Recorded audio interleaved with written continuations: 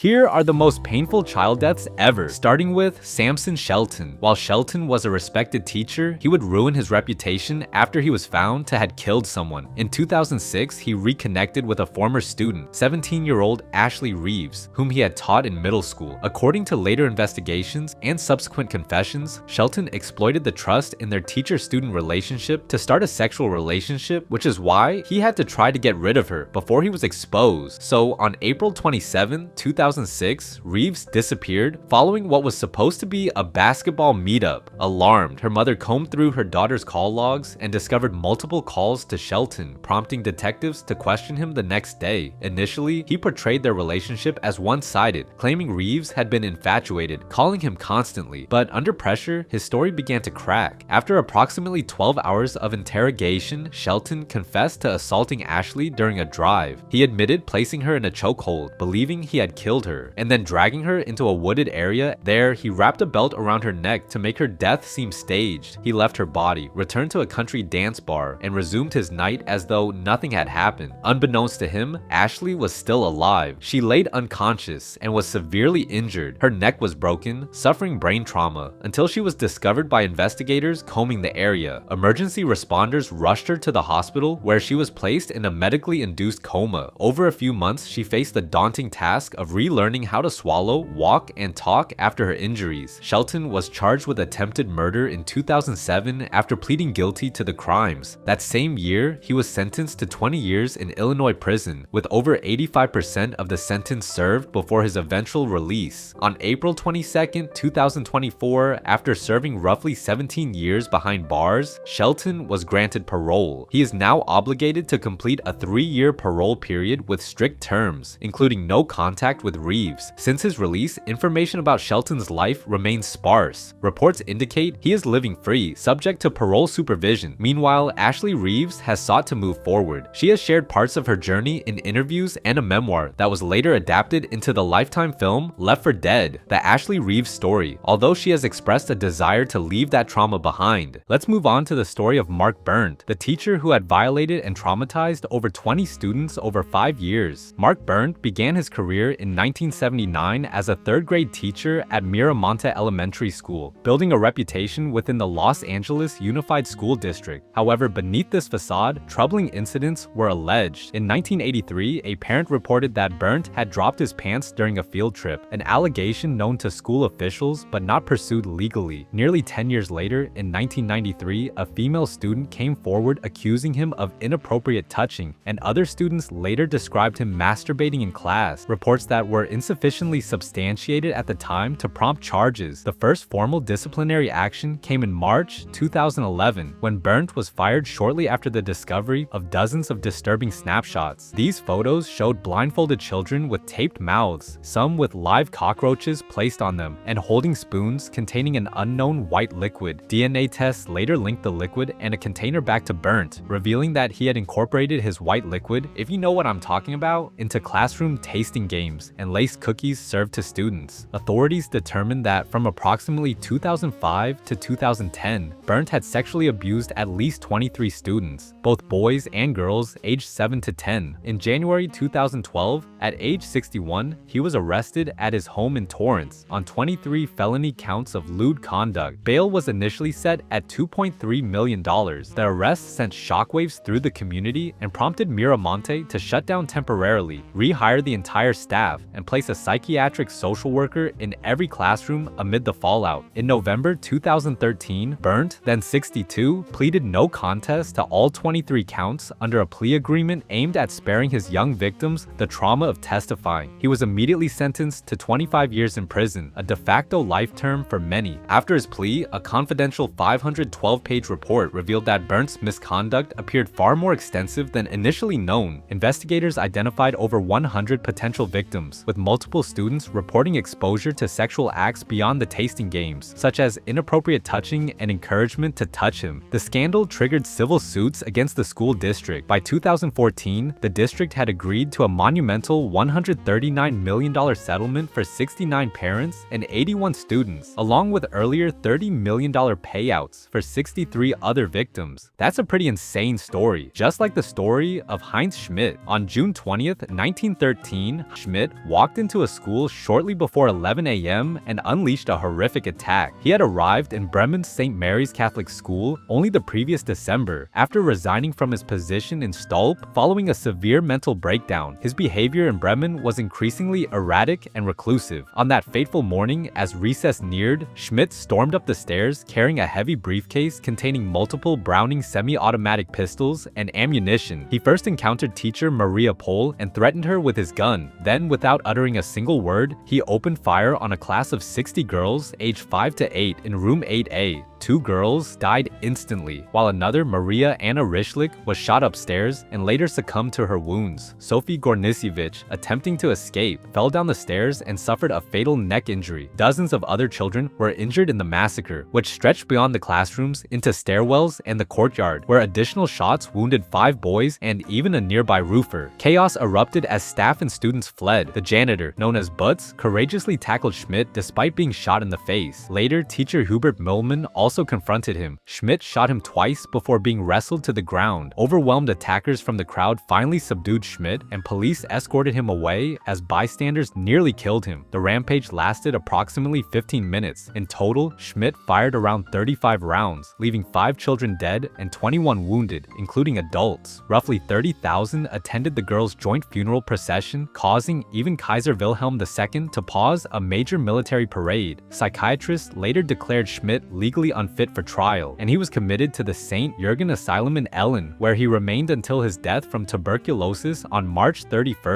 1932, at the age of 48. Next is one of the craziest stories I could find: Galina Kovalenko, the teacher who wanted to sell her students organs. In late 2016, Ukrainian undercover police began investigating rumors surrounding Kovalenko's activities. Eventually, they lured her into a sting operation, posing as organ traffickers interested in purchasing the teenager. They arranged a transaction reportedly worth around $10,000, with some reports estimating up to $13,000, intended to resolve Kovalenko's mounting personal debts. On Monday, 21st November 2016, the police stepped in. Kovalenko was arrested while escorting the child from the boarding school, reportedly as a handover was about to take place. Ukraine's Interior Minister Arsen Avakov later described her being caught red-handed while leading the girl to the arranged meeting point and receiving payment. By Wednesday, 23rd November 2016, Kovalenko appeared before a Kharkiv court where she was formally charged with human trafficking. Photos taken at the hearing by Union photographers showed her in the courtroom behind the bars of the dock, a clear sign of the gravity of the charges. The court ordered 2 months of pretrial detention. Investigators allege she had been preparing the transaction for nearly a year, even providing the buyers with the students' medical records and photos for an additional fee of 1,000 hryvnias, approximately $52.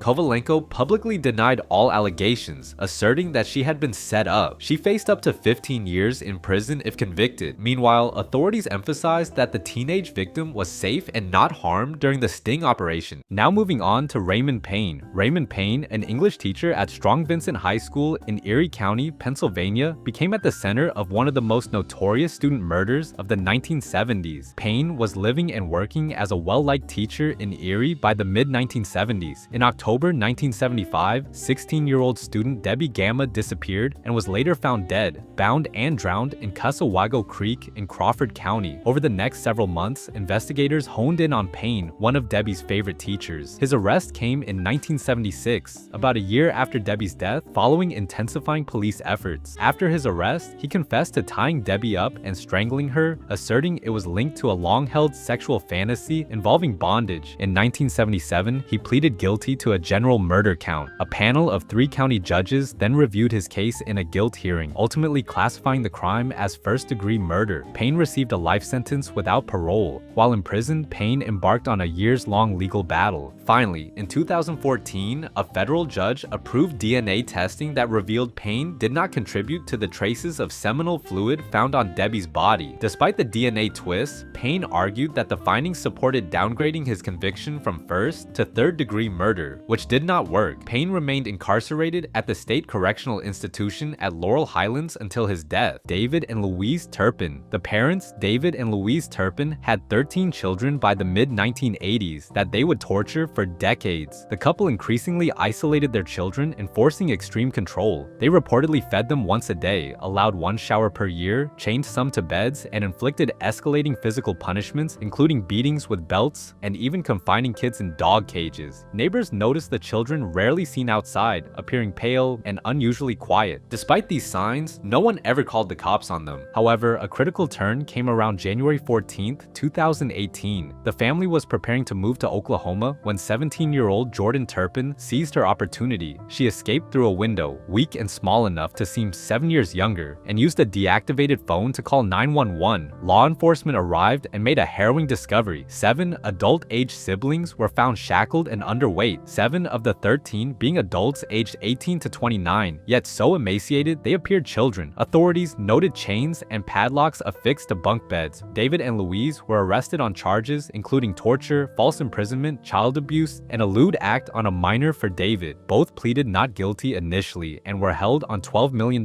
bail each. The children, 6 minors and 7 adults, were taken to local hospitals where doctors confirmed severe malnutrition and multiple bruises and injuries. In the months that followed, legal proceedings gained momentum. In early 2018, Riverside County charged the Turpins with dozens of offenses, including torture and child abuse. David also faced perjury charges related to misrepresenting their homeschooling status. The couple was ordered to have no contact with their children. In April 2019, they each received sentences of 25 years to life in prison. After rescue, the siblings entered foster care. Unfortunately, a later scandal revealed that 6 siblings suffered further abuse at the hands of foster parents, including beatings with belts and sandals and sexual misconduct. The foster guardians later pled guilty and received prison time, while the siblings filed a lawsuit alleging systemic failures of the foster system. Despite trauma, several survivors have pursued healing publicly. Sisters Jordan and Jennifer have spoken about their experiences, aiming for motivational work. Next is Raymond and Vanessa Jackson. In the early 2000s, Raymond and Vanessa Jackson of Collingswood, New Jersey, fostered and adopted multiple children that they would almost starve to death. However, on the morning of October 10,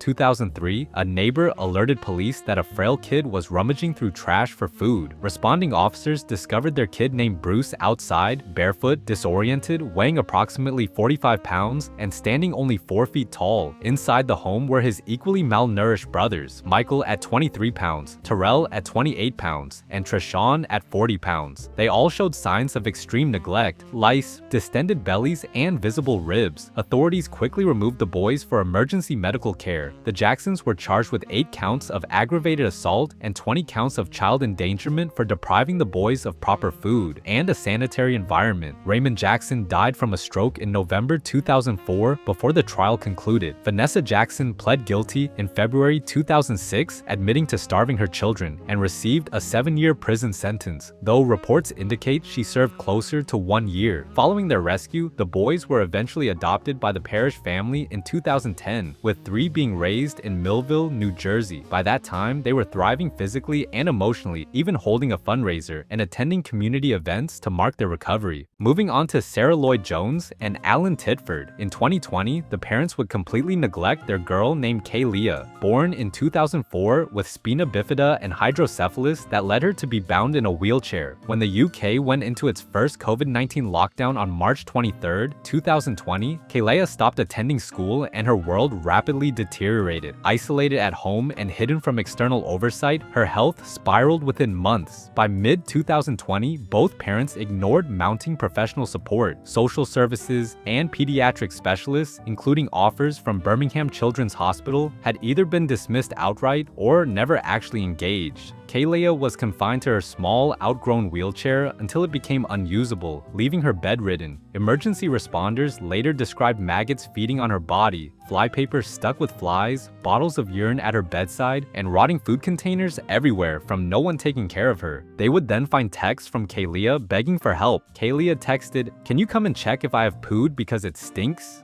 Her mother replied, "FFS." On the night of September 10th to 10th, 2020, Kaylia was found dead in her bed. Paramedics and police found her lying naked among filth. She was morbidly obese at 146 kilograms with necrotic ulcers, untreated infections, and a body ravaged by immobility and neglect. Her death was officially attributed to inflammation and infection arising from obesity and its complications. Both were convicted of gross negligence manslaughter, the first such case in UK history where parents were prosecuted for failing to control a child's weight. weight. During trial, the judge emphasized their sustained neglect, noting that they failed to keep Kaylia mobile, clean, nourished, or medically supported, despite the obvious risks. On March 1st, 2023, at Swansea Crown Court, Allen received 7.5 years imprisonment and Sarah 6 years. Their sentences were later increased under the unduly lenient appeal to 10 years and 8 years respectively. Next is Jean K. Whitefeather and Donald Lance.